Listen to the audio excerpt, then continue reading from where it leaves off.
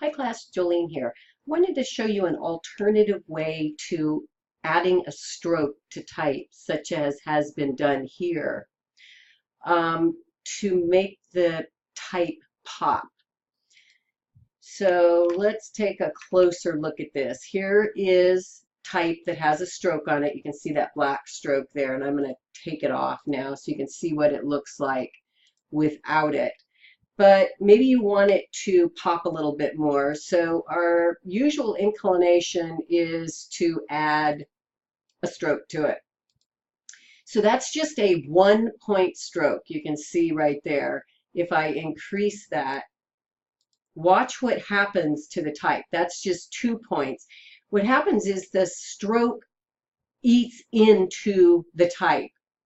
So it's actually making the type, the blue part of the type, less visible. Even if I go back to 1 stroke, it still has eaten into it a little bit.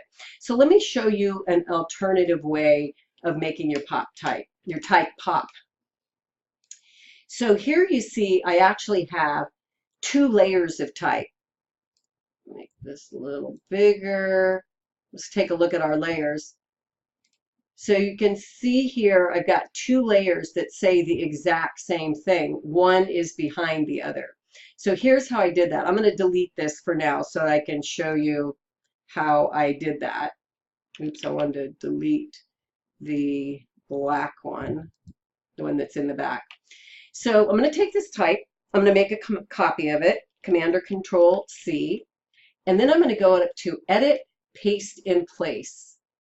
So now there are 2 pieces of the exact same type, one directly on top of each other. And you can see that right here. I'm going to select the one on the bottom right here, and I'm going to make that one black. Now you can't see it, but it's behind the blue one. So now I'm going to use my arrows on my keyboard, and I'm going to use the right arrow. And I'm just going to click a couple of times to offset the type to the right and 2 or 3 times to offset it on the bottom. And take a look at that. Now it looks like it has a drop shadow on it. It's still really easy to read, but wouldn't you say that that is a better way of handling the type than this is?